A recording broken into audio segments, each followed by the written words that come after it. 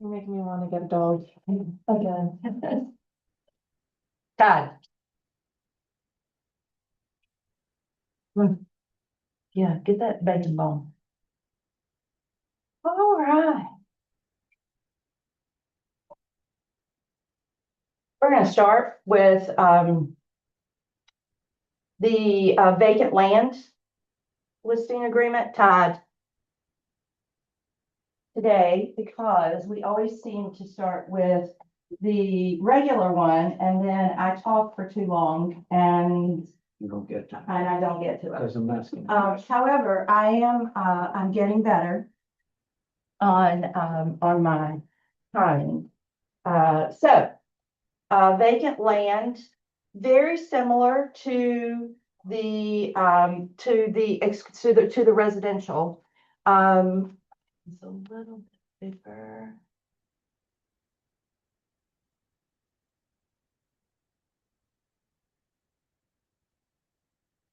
So again, just a reminder, the seller is the entity or individual that owns the property.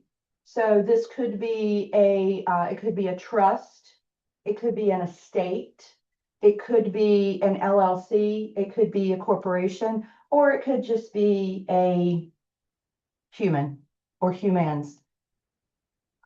So that's who the owner is. When we get to signature, there has to be a human sign on behalf of the entity.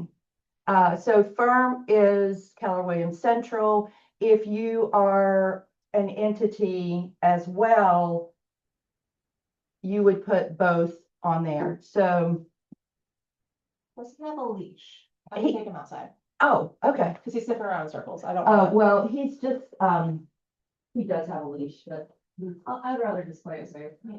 and thank you for doing that, but,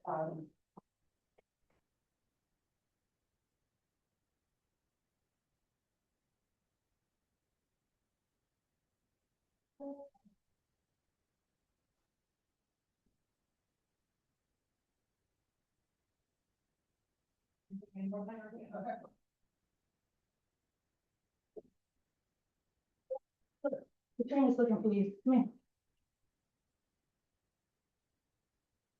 You are a distraction. Okay, so firm would be of course for example, I would write this as Ward Real Estate Group at Keller Williams Central. Term of the agreement, that's the expiration date.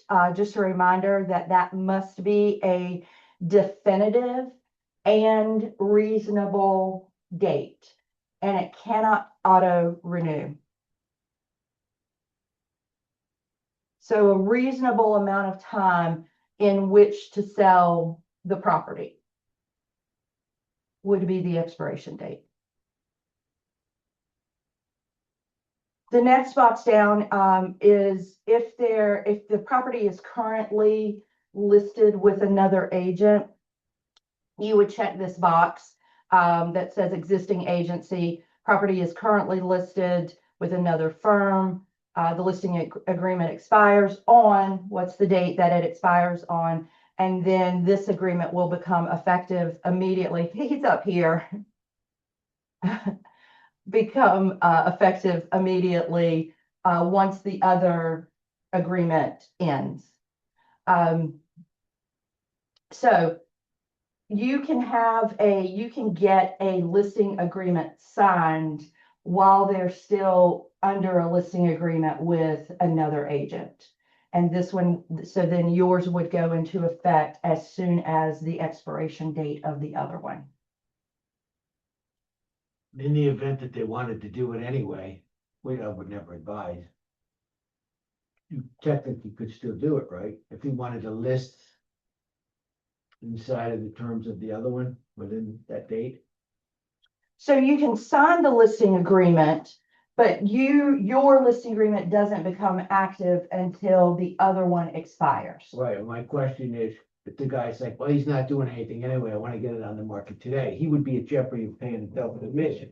Well, he can't do that. He can't have a listing agreement with two different That's firms. what I'm. Yeah, he would have, the seller would have to terminate the first one Gotcha. and then sign the second one. You couldn't accept it even if he wanted to, in the event he was still listed with another agent. That is correct. That's Yes. my question. Yeah, the only thing that we can do is, because that may have called around and you got them on phone duty or, whatever the case may be, you ran into them at Lowe's and, whatever.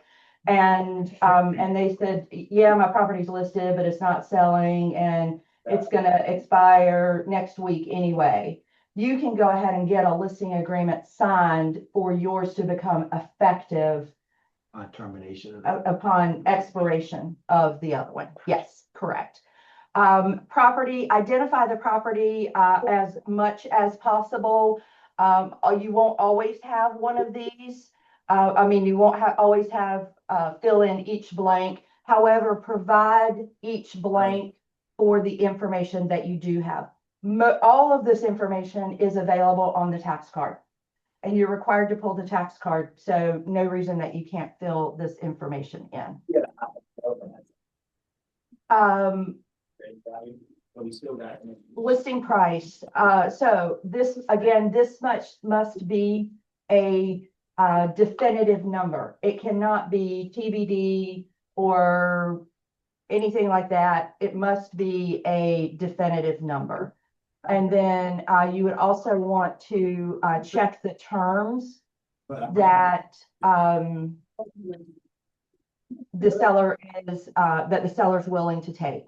Cash, FHA, VA, USDA, conventional loan assumption or seller financing. We must have an attorney involved for those. And for land, typically it's going to be either cash or conventional. Occasionally, if it's like a land home package. If I have room in the grant, we do still have some of those bundles, like Jason, that give you the screen protector case and charger. I think with the same price as the screen protector and case.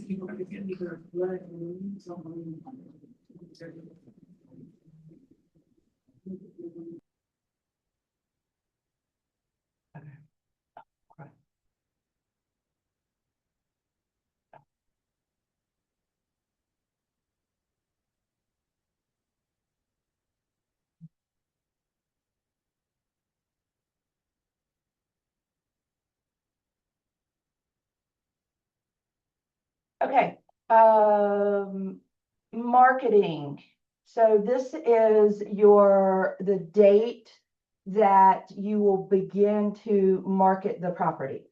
Market means MLS, sign in the yard, any type of public social announcement of the property out there is considered marketing.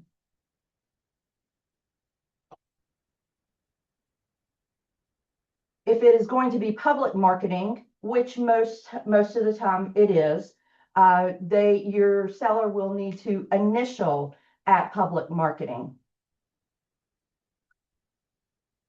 If it is a coming soon, then a coming soon addendum is required for the seller to sign for both MLSs. So your advertising date, which is your marketing date,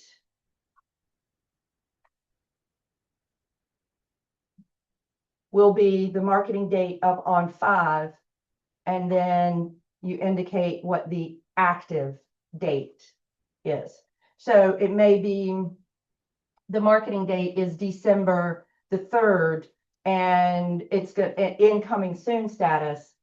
We're going to go to active status on December the 5th. So that's where those would be two different numbers. So coming soon is still advertised. It's just no showings during the coming soon status. And then once it goes to active, then it's just like any other normal active listing. Signs, open houses, general advertising. Typically, we check all of these, and then they did add a comment on here, just to remind the seller that, we may not be able to limit automated valuations, distribution, or commentary concerning the property. Depends on, the aggregate sites, and, we can't always control those. If it is an office exclusive, then there is no marketing date because we don't market an office exclusive. And there is no public marketing. So the seller would just initial at office exclusive. Yeah. Yes. Question, do these boxes all need to be checked or X, or are they assumed to be? If the seller agrees to them, then they should all be checked. They don't need That's to be correct. initial, just No, checked. just checked, yes. With the exception of coming soon. If it's not a coming Right. soon, don't check the coming soon box.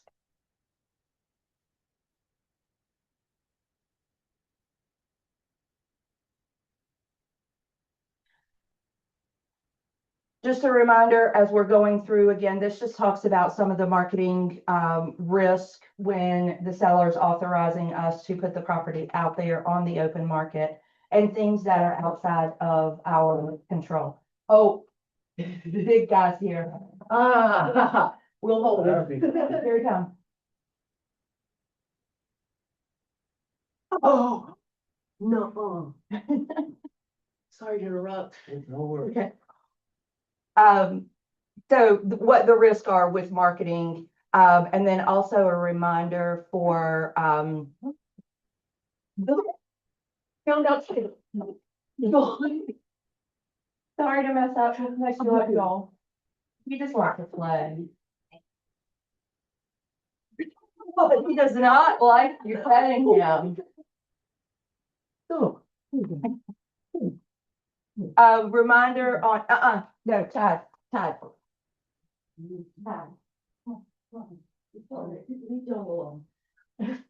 I didn't know.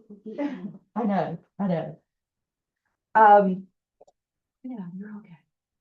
Sorry for y'all that are on Zoom. I am puppy sitting, and so we just about had a dog fight here in the office. So please, forgive me. Surveillance devices, just a reminder to your sellers that, they should be, anything audio should be disabled whenever the property is being shown. Video is acceptable, just audio needs to be removed. Okay, and then we get into compensation. This is where a lot of times people have a little bit of confusion. Hey, Sam.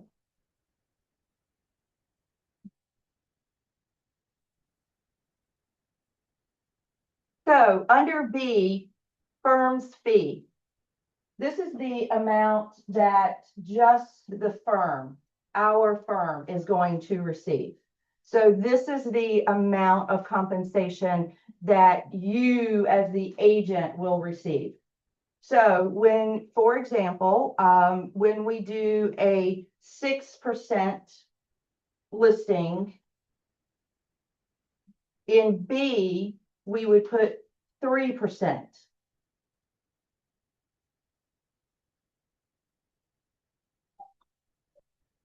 Here. In C, we would check this first box that says the firm is authorized to offer, and then we put our other 3 here. So when we get to D, even though it says it's optional, I encourage you to go through this process because it makes it, the seller better understand what the total amount is. So B plus C equals D.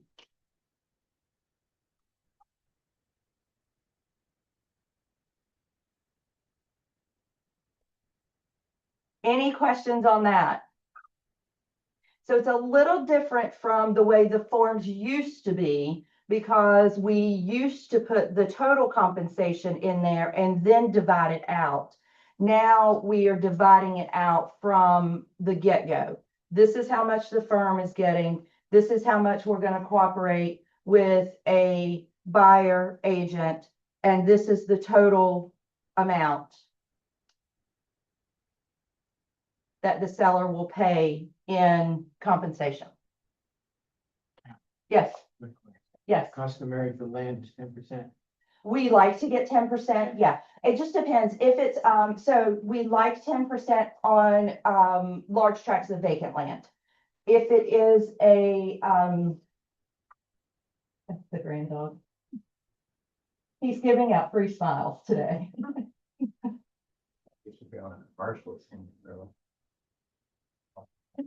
If it's a, typically we have seen, like, if it's a subdivision lot that's already been, subdivided, platted out, the whole 9 yards, and there's like one left, it's usually 6% on an individual lot like that. Yeah. Yes. All right, any questions on compensation?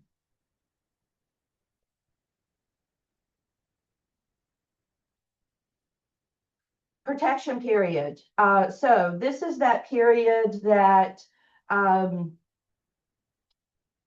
we have the property listed, and we actually have, I'll use a real case scenario because we actually have one like this going on right now.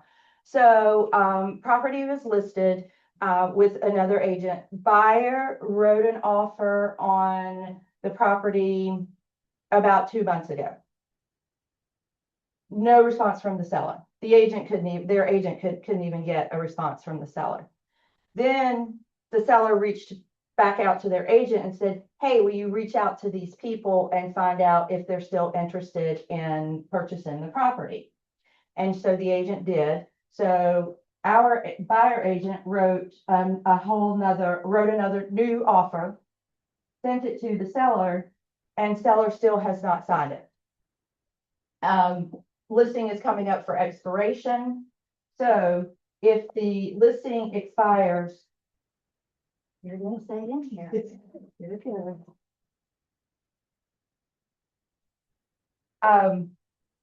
Listing expires and the buyer still has this offer out there, and the seller does not list with a new agent, the agent could notify the seller and be under that protection period because the listing expired, but the offer came in prior to the expiration of the listing agreement. So with the buyer's agent. Well, the buyer's agent is going to get compensation anyway. The listing agent would be under the protection period of still being able to receive compensation. Now, protection period. Slacked on their job, What? even though they slacked on their job and didn't. The agent didn't do anything wrong. It was the seller. Oh, I wouldn't thought the respond. seller was the person that was, or the agent was not. No. Got It was the seller that would not respond. No, agent did nothing wrong. So in that case, the agent could say, okay, well, I brought you an offer and, an acceptable offer. And, but our listing agreement is going to expire. I'm giving you notice that if these people purchase, then you would still owe me the compensation. A note about protection period. If the seller lists with another agent, protection period is out the window, no longer exists. So kind of tricky. So the same offer, but the original one expired and he went, but he listed with somebody else. So for instance, I was the first listing agent, but the offer came in, signed it, the contract listing expired, but he went and signed with someone else. The seller signed with someone else. There's no protection period. So there's nothing. No. So even though, as much as I was the recurring cause, I still get nothing.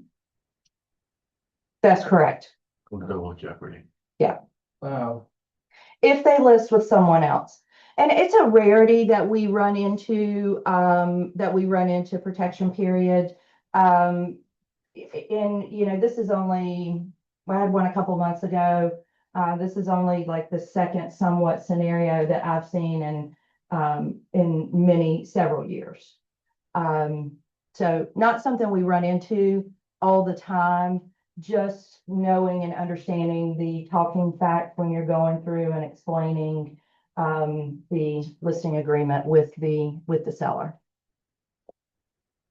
And the number that you put in there is totally up to you. I see anywhere from 30 to 45 to 60 to 90 to 120. That's whatever you want your number to be. It really doesn't matter to the firm. And in my opinion, not something worth squabbling or using a whole lot of energy on. Number 7, earnest money deposit and due diligence fee. Just a reminder, we do not have a trust account and we do not hold earnest money.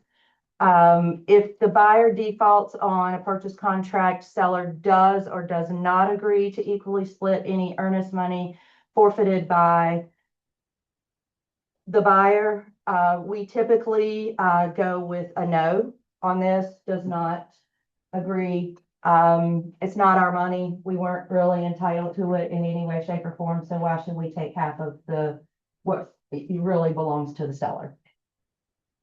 And then indicate how the due diligence fee will be paid, if it's paid to the seller, or indicate any other way that it may be paid. So for example, if it is an estate or if it is a trust, it may be, so like the due diligence money might be made out to the estate, or it could be made out to the executor. Just indicate so that once you go under contract, you will be able to advise the buyer agent how to make the due diligence money out.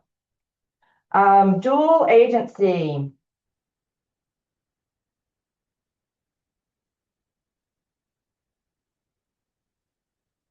All right. So the right answer I will tell you, there could be several correct answers to how we complete or have the seller complete authorizations. I will tell you there is one absolutely wrong, incorrect way. And that is for the seller to initial all 5 lines. That one is definitely wrong, incorrect. So we want to advise and encourage our seller to allow the firm to act as a dual agent in the transaction. So firm to act as a dual agent. We gotta. Show us going. I have some resolve in my office. I will clean that up. Making Joel look good today. Yeah, we are. Yeah. Yeah. Yeah, and then we're going out after that. So, well, it's too late now, but, okay. So we would like for them to allow the firm to act as a dual agent. What that means is that another Keller Williams agent can show and bring a buyer to your listing. If they do not allow dual agency, no other Keller Williams central agent can show the property. So that's kind of the explanation on that. Now, the next part, if the firm may act as a dual agent, then initial only one line below. Only one. Only one. Seller does authorize the same agent to represent both the seller and a buyer in dual agency. That answer could be correct. If your seller does allow you and you're okay with practicing single agent, same agent, dual agency, then that one could be, that would be a correct choice. That would be the only one that you would, sorry, Todd. Sorry. No, you're good. You're good. Hey, we've got the biggest disruptor in the room right here anyway. That would be the only one that you check, because if you're acting in a dual agent capacity, then you wouldn't be acting in one of these others. Okay. The second line makes no sense to me whatsoever. I don't know why it's there. Seller does not authorize the same agent to represent both the seller and the buyer in dual agency. Okay. But then what happens if they don't? That's why the third choice, so the third choice says the same line as this, seller does not authorize the same agent to represent both the buyer and seller in dual agency and directs the firm to practice designated dual agency. He's in here somewhere. No, he's that way. Oh, he went that way. Directs the firm to practice designated dual agency. If the seller directs the firm to practice designated dual agency, then firm will practice designated dual agency unless it's not allowed or seller authorizes the firm in writing to practice dual agency only. So this is the one. Yeah, that's the one. Assuming you check the first box, I, of one on A. So here, under B, initial, yeah, but that's where you want them to initial, to allow the firm to act as a dual agent. And then in most cases, it will be the third one here. There are situations and circumstances where it may not be. However, if your seller does not authorize you to practice dual agency, or you yourself don't practice same agent dual agency, then you would have the seller initial here Commission, I think it's legal to do What? dual agency. to do the same person. When I did my big update, Bill Gallagher said he had went to the thing commission, and that's one of their biggest topics is whether or not, which he said everybody's leaning towards, that you won't be able to do that. I mean, it can be done. I think it can be sticky, but it can be done with the right client and with the right relationship as well. I mean, I think that if you have especially a repeat client or somebody that you do business with on a regular basis, it's probably like, yep, dude, if you find it for me, then I'm good with it, kind of thing. And if it happens to be one of your listings, or you're like, hey, I just listed this, I think it's a good fit for you, then as long as everybody's okay, and as long as you just step out and just push paper, then it can. On the money. It can work. It can work. Material facts, just again, regardless of whether dual agency is authorized, firm must disclose any material facts to all parties in a transaction, whether you're exclusive or dual.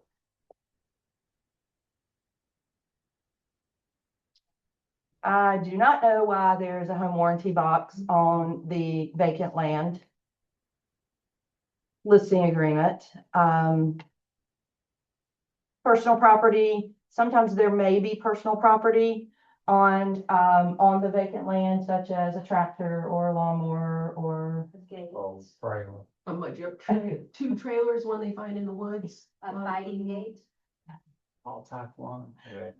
I called him the other day. I got some land we're doing. Like, can you get this track? Took pictures. Like, can you? He's like, you got title. I'll come get it. Right. They went the other place. We're gonna charge $3,000. He's like, I can get it for free as long as you got title. But I'm gonna resell it. yeah. Let you know when we go in the contract. There you go. There you go. Again, I don't know why you would want to have a pre-marketing property inspection. Disclosures are the same as they are on the residential. He's in Okay, are you okay with that? Yeah. Okay.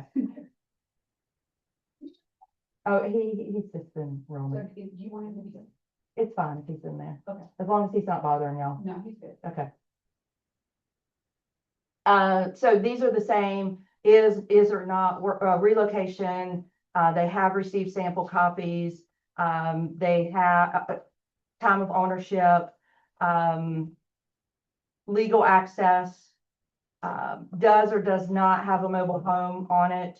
If it does, indicate the VIN, year, model, subject to or not, owners association,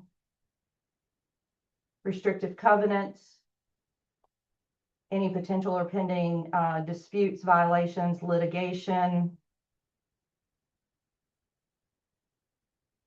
Seller is or is not a foreign person as defined by the Foreign Investment in Real Property Tax Act. Is or is not located in a flood hazard area and is flood insurance required. Bankruptcy, subject to any special assessments, any deeds of trust, anything. The reason for all of these questions is any of these things could potentially prevent the seller from being able to convey clear title. And so that's why we want to ask them and make sure that we're being proactive and going through these at the beginning.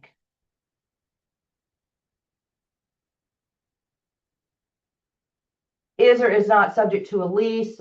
Please keep in mind on with vacant land, subject to a lease, make sure that you are asking the seller crop leases, horse leases, hunting leases, any of those things, you know, we think about, we sometimes skim over it because we think about, oh, okay, well, a residential, well, if there's a tenant in there, then yes, it's subject to a lease. Well, we don't think about, might there be leases with vacant land? So just a reminder to make sure of those things because it might impact closing date. So subject to a hunting lease, you're not going to be able to close until after January the 2nd. Because that's when hunting season ends. If Oh, it, you can't convey it with that lease in place? well, if you want to, Okay, but if I'm buying it, then I probably want to hunt it. yeah, or not have people shooting at you. Exactly. Yes, yes. The other thing I will say is be careful about listing land October through January if there is a hunting lease in place. I would not want to be, me as an agent, nor my buyers, walking around Oh, land while there are potentially people with guns in trees. I mean, I'm one of them, I'm just trying to. Put it that way. Yeah. So just, you know, be careful about that. The other thing, as far as like a crop lease, so yeah, same thing, is they could close, but the new owner would have to honor the lease and allow the farmers to harvest the crop. And I'm sure, is that the same with like timbered Yes, lands, that whatever that is, they either Yes. gotta agree to it and let it rock and roll or wait till it's over. yes, Got it. yes, that's correct. Yeah.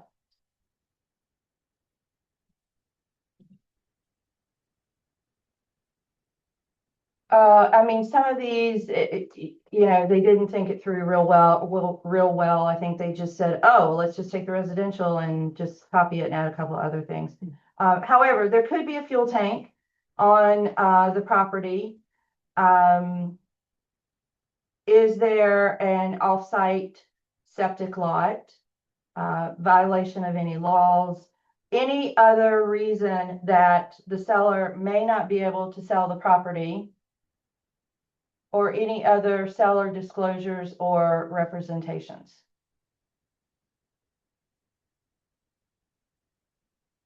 Again, we talk about no audio, Other professional advice, this is just a reminder that we stay in our lane. We are not home inspectors. We are not wood destroying inspectors. We're not attorneys. We're not structural engineers. We're real estate agents. And we may refer you to other professionals, but we are not giving that professional advice.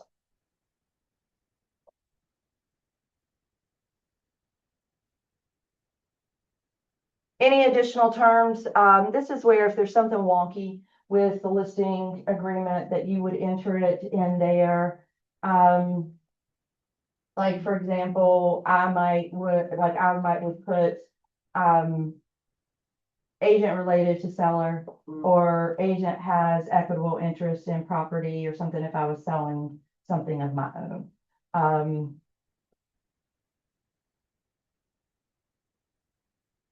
Signatures. Okay, so we talked about the seller in, on page 1. If the seller is an entity, a trust, an estate, that sort of thing. This is where they would sign by name and title. So Joe Smith, executor, and then Joe Smith would sign. So human signs on behalf of. I have a question with that. So I was thinking, so I wrote an offer the other day, and they have an LLC. And you know, LLC, you can put yourself like like I'm president of my LLC, not owner of it. So Right. what if they're the president, you put owner? That shouldn't cause like any, or she just confirm with them what is your label as the. Well, so There's offer signers usually, right? yes, so really what you should do, if they're gonna put it in an LLC, is you should go to the Secretary of State and make sure that they are an active LLC. And then it'll tell you who's allowed to sign Gotcha. on that 1-page document. Do we have to get anything uploaded into Command, like POA, when there's something like that? It's there. Conditional or Yeah. optional? Yeah. It'd be good to do Yeah. that to Yeah. prove that you did. Yeah. Same thing, there's a place where you can load articles of incorporation for an entity. And again, it's conditional, but it's just when you've got everything right there, all Yep. in one place, then, just another benefit there. And I will tell you, you have to trick DocuSign. I don't know about .loop, but you do have to trick DocuSign, when doing that. Yeah, you have to erase it. You have- put a yeah, manual one. that's correct. Just keep switching Yeah. it. What's that? Yeah. So just a reminder on that, firm name, license number. So this is the firm. And again, if you are an entity, we need both license numbers. So Ward Real Estate Group at Keller Williams Central, C21388, C25492. And then individual agent and license number for individual agent.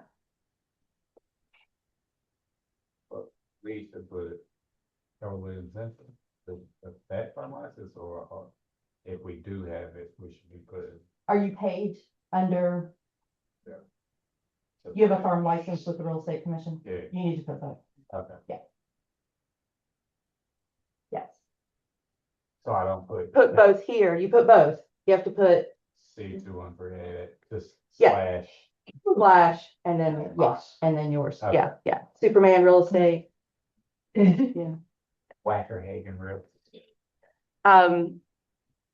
So yes, both firms and then just you as agent. That on all agreements. Yes, yes.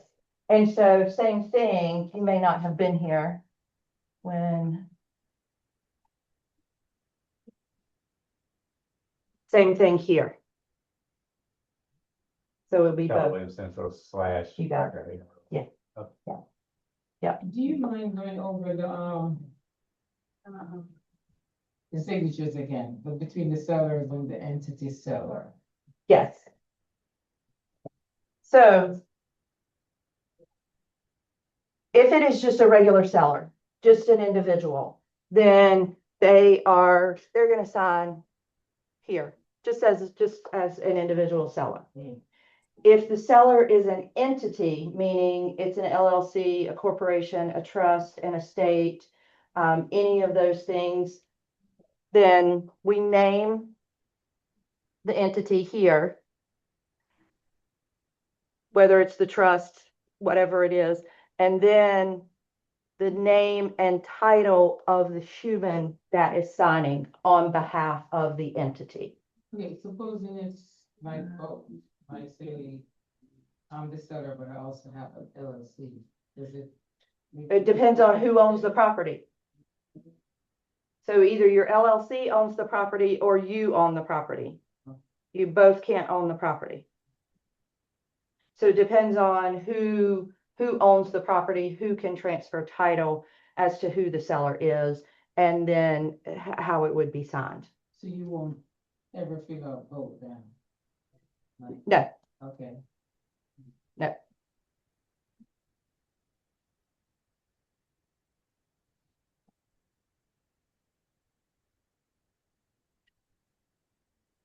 Any other questions on this one?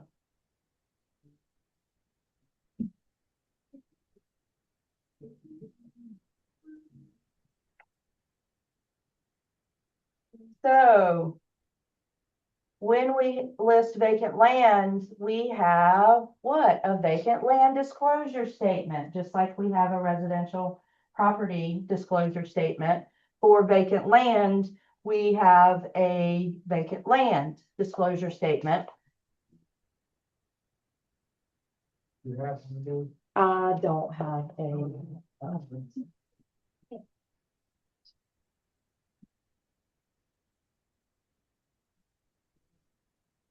So identify the property, again, identify the seller as to who the seller is, and then all of these representations.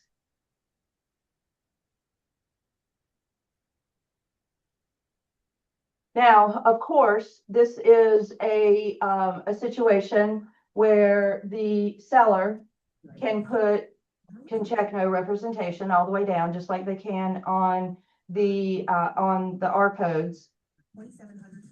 However, just a reminder, if we are, the agent are aware of any of these things, we must disclose it. So just because the seller checked no representation does not mean that we are not obligated to disclose it. And a little thing we love about the 30-pound Chick-fil-A nuggets is sharing them when we cut down the Christmas tree. we will pack the car with. Covers everything from Our family's favorite. septic, well, septic. Times quadrillion. And we get all the sides. Yeah, the ooey gooey mac and cheese is a big hit. Share the nuggets, share the joy. Order the 30-pound Chick-fil-A nuggets on the. Why do we have a buyer, on the vacant land disclosure statement? At the top. I'm sorry, what's the question? Why do they have the buyer, have property buyer selling, as a buyer? But it's just, no, no, sir. No, sir. All right, you got to go to Jim. Oh, Joel can also go to Jim. No. Todd, I said no. I know you just want to play with them, but. So it's just like your R codes. There's a buyer signature on the R codes as well. So the seller fills this out at the time of closing, and then it's provided to the buyer. Sign. And then that's where you would put the buyer's name on it, and then the buyer would sign it as well. Yes. No, sir. Oh.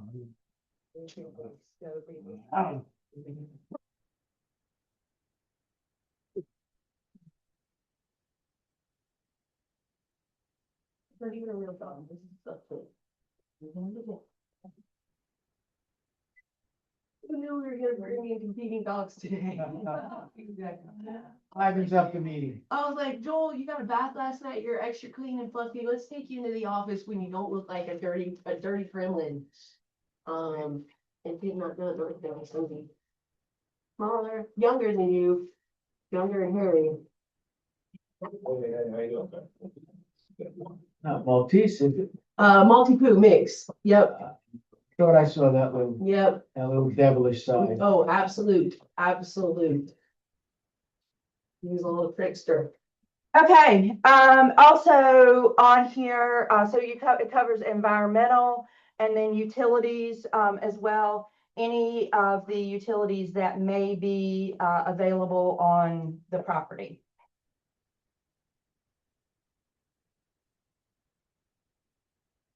This is a required document, just like the R codes is. So when you have a vacant land offer to purchase, make sure that you check that the vacant land disclosure is attached. It follows the same rule as the R codes, as if it's not received within 3 days of offer, then the buyer can terminate. I have land coming up with a non-livable old farmhouse on it. Is it still, any good reason to have them fill out an R codes or 2-story structure? Not Unlivable? non-dwelling. Okay, so Yeah, they can I fill would- that out and leave our codes out Yes. the way. Yeah. I've seen it done on properties before and I was like, is that what you're supposed Yeah, to? because if it And then is, you're intimating that it is like a home and a property and a Mhm. structure and Yeah. here's all the stuff, like, nah, dude, this needs No. to be condemned. yes. And also you probably would want to put in your showing instructions, information, do not enter. The cat that's guarding it is gonna do just fine at keeping them out, but we will put a note. Yeah. Do not enter Yeah. structure. Safe, Yeah. tetanus shot needed. Yes.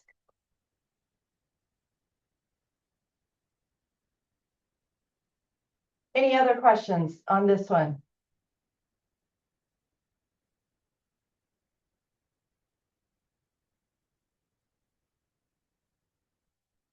I'm gonna run through this one really quick because again, there's so many similarities. Seller, firm, term of agreement must be a definitive. Identify the property. Fixtures, so everything listed here, unless excluded, conveys with the property.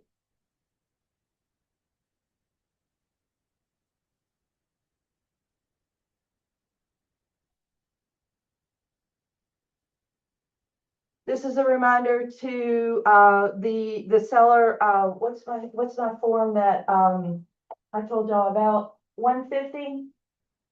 I think it's form 150, which is a seller closing checklist. That is an excellent checklist to give to your seller. Take it, personalize it, brand it, to take the information, brand it to you, and let it be part of your closing services to your seller, because what it does is it goes through each, like when to disconnect the utilities, like not 3 days before closing. To have their mail forwarded, just, things that they don't think about when they're moving. You know, all the extra keys that are floating around. Yes, and that's where, there's also a checkbox on there to unpair and delete any data. So this includes garage door openers that might be programmed into your car, as well as any other smart device data within the house. Identify any items that are leased or not owned. This does not include any oil tanks or gas, any type of fuel tank. They have their own section. This would be anything, satellite dishes, appliances, solar panels, electric car chargers, alarm systems, anything else like that. So the range conveys per the contract. We need to make sure that the seller owns the range and that Rent-A-Center does not own the range, or at least that it will be. Yes. I didn't know they did those rent center. I learned something new today in forms. I think you can rent any kind of appliance. Oh, wow, okay. Yeah, so either just to make sure that it's gonna be paid off at closing. And this would also include anything like a new HVAC system. Like, did they, because sometimes the HVAC Get systems ready will to have a client that's will doing that. finance So if they turn around and sell this in a week, that would have to be, paid off. yeah. Yeah. And if the agent didn't ask that, they would have no clue until surprise. Like, the attorneys don't track down stuff like that, and they're like, right, they wouldn't come across that for any title reason. I don't know where like, they would come yeah. across that for any title. Wow, okay, so stuff that you gotta think about now Yeah. to ask. And so, yeah, so if they're saying, if they're like, oh yeah, we just had the HVAC replaced, okay, great, do you owe money on it? Yeah, or the We- lease type, you don't even own it at all, it's leased and they replace them when they go out and pay $200 a month for brand new whatever. Yes. Yeah, companies Yeah. have come across, okay. Yeah, so just make sure you're asking that question on leases. Any other excluded items? This might be anything that would be on the previous list that is excluded, you would list here. So if I really love my mailbox and I want to take my mailbox with me, I would need to exclude the mailbox on here. Now, the buyer may ask me to replace the mailbox, which, okay. And again, this is kind of where I get into anything that's excluded other than like outside plants that are in big pots that obviously you can't move until you move. But like if this is grandma's chandelier, go ahead and take grandma's chandelier down and replace it with something like kind for the price point of the property. Doesn't have to be like kind of grandma's chandelier, just like kind for the purchase, the value, the purchase price of the property. I have a quick question. Yes. So, now you're mentioning about lease and stuff like that. So what report shows, so for instance, have an owner and they just did a bunch of renovations, but they didn't tell you that they're owing, I guess, contractors and all that. So that goes with the property, right? Whatever they renovated, whatever the older contractor Yes. goes with the property. Suppose they didn't tell you, what report can you look at to see that they're actually owing, they're still owing the contractor and all that? There's not one. I mean, unless the contractors have filed a lien against the property, then there wouldn't be one. But that doesn't necessarily mean, because that happens a lot. So, investor buys a house, he has a contractor come in and do the renovations, and then he puts it on the market, he pays the contractor when the house sells. So it's, it could be from the proceeds, the contractor could be getting paid from the proceeds of the sale. Okay, and what happened, just, devil's advocate here, if they're owing the contractor sold the place and you didn't know about it, and the contractor didn't get paid. Well, so then there would be, so the seller has to sign a lien waiver at closing that indicates that there are no liens, nor do they owe anybody any property, any money for work done to the property. So if they lie on the lien waiver, then, and sign it, and then they do owe people money, that's a court case.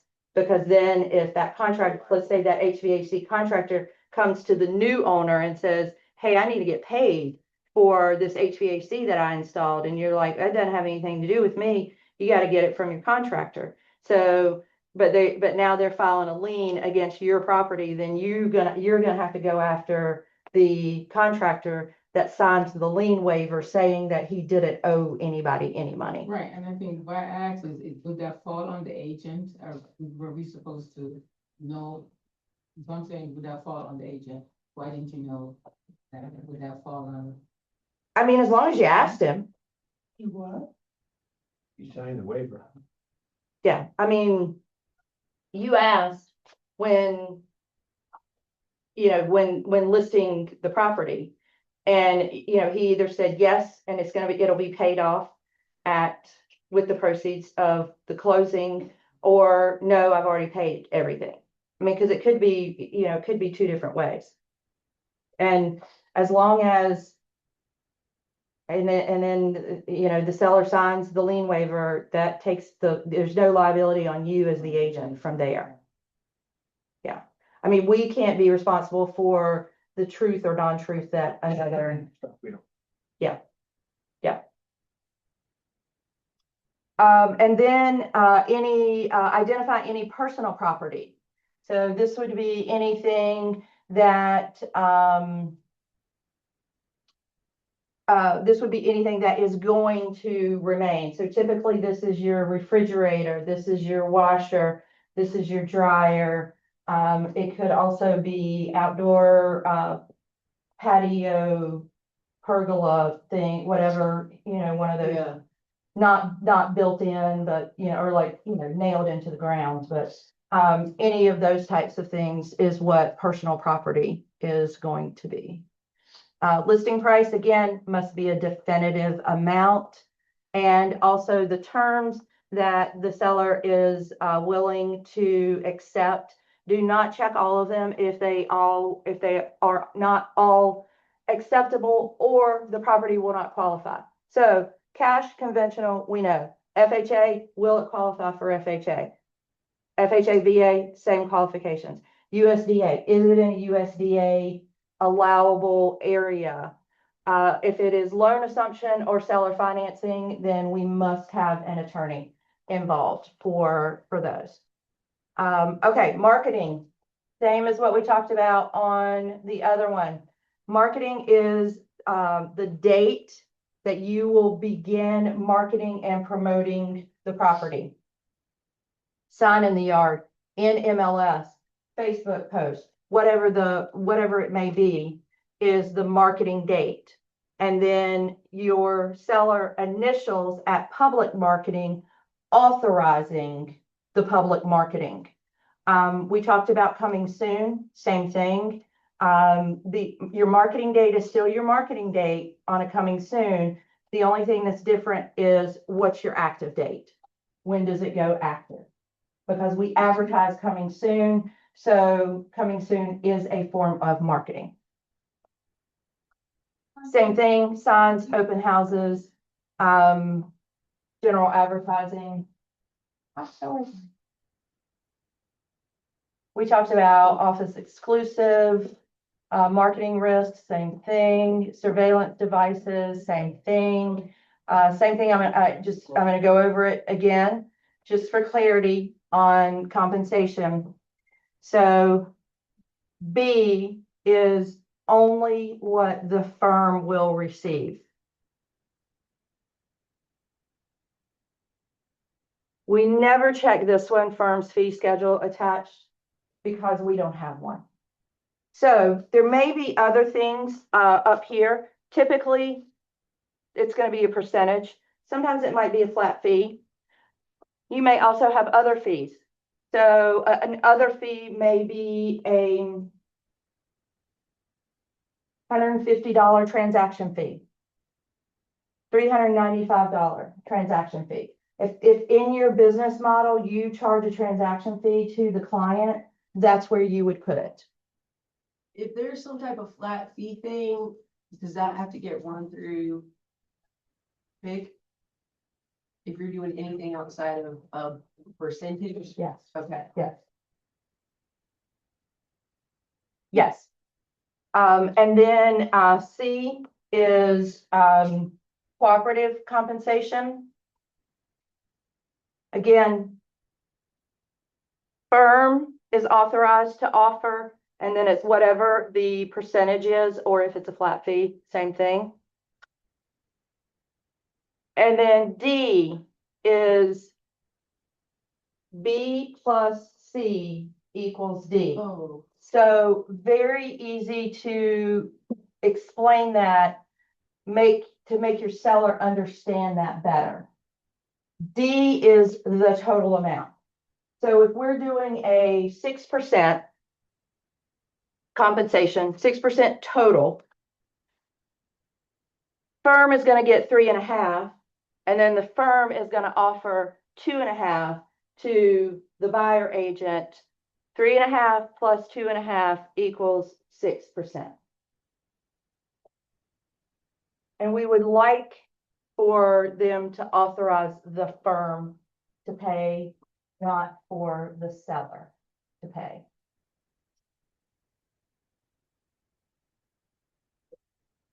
We're almost done, Jim. We got 1 minute. Good sound. Yeah. Again, we talked about protection period, same as with the vacant land, and if they relist, then, it goes away. Home warranty, home inspection, again, on the earnest money, we do not have a trust account, we do not hold earnest money.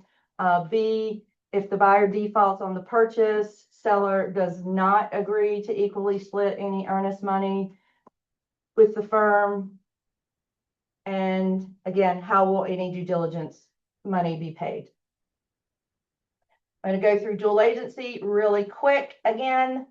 So we want there's only one wrong answer.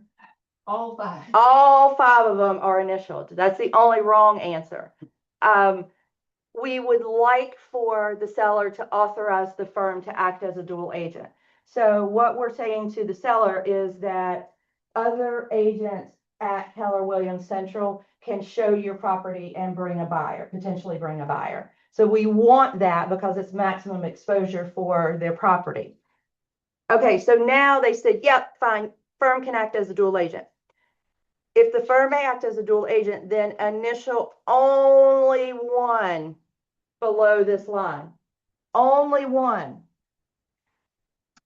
So the first one, I know it looks kind of weird on here, but seller does authorize the same agent to represent both seller and buyer in dual agency. If that one is initialed, none of the rest of them are initialed because you can't do both.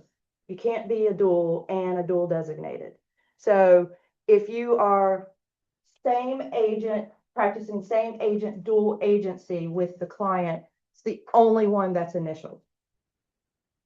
That's not a wrong answer. The second line, it should not even be there. Seller does not authorize the same agent to represent both seller and a buyer in dual agency. Okay, well, what happens? So same line here, seller does not authorize the same agent to represent both a buyer and seller in dual agency and directs the firm to practice designated dual agency.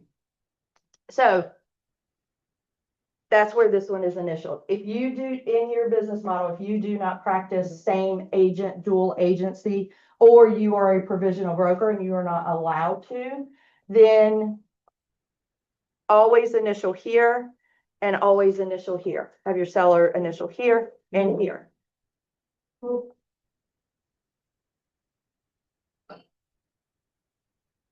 Any questions on that?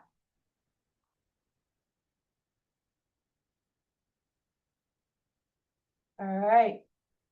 Look, I told y'all, I'm doing better. I'm usually 7 minutes over. I think I'm, all of these are the same as vacant land that we went over.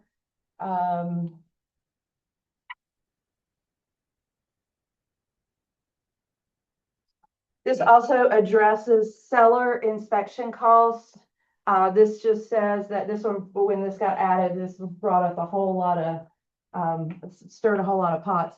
This is just saying to the seller, if the seller orders or directs the firm to order inspections or other professional services as part of selling the property, the seller is responsible for those, not the firm and not the agent. So if the seller says, yes, order a home inspection, and you order a home inspection, it's the seller that pays for it, not you, not the firm. So this was just added really as a reminder and a protection for us and you as the agents. Here, hold. One second, I want to answer your question. This is a seller representation representing the seller, and the seller decides or somehow we decide that the seller will have a home inspection. Mm-hmm. And all this does is just lets the seller know that the cost of this inspection would be borne on the seller. Correct. Not on the firm, neither on the agent. Correct. That's That's why that's there. That's exactly the reason that it's there. I got you. Yes. Because sometimes that confusion. Oh, yeah, Ah, yeah. okay, yeah. sorry. And then on signature, so same thing as we went through with vacant land.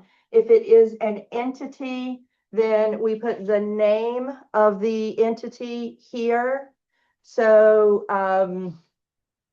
James Wooten Irrevocable Trust is who owns the property. James Wooten trustee is who goes here, and then Jim signs his name. So Schumann must always sign on behalf of the entity as their name and title, not as the entity. If it's just a regular seller, then it's just up here. It's just when it gets to entity. And then same thing, firm. That is Keller Williams Central, as well as any DBA that you may be operating under. Both of those would need to be there. For example, mine would be Ward Real Estate Group at Keller Williams Central. I would put both license numbers, Ward Real Estate Group's license number, as well as KW Central's license number. And then I sign, and then my individual license number there. 206. I beat it by 1 minute. I want to backtrack a little bit, pertaining to that lien waiver form, is that a form that is found on the, NC forms? No, that is a form that is drafted by the closing attorney and provided and signed. So that's part of when the seller goes to sign the deed, they sign a deed and they sign a lien waiver, and the attorney notarizes both of those.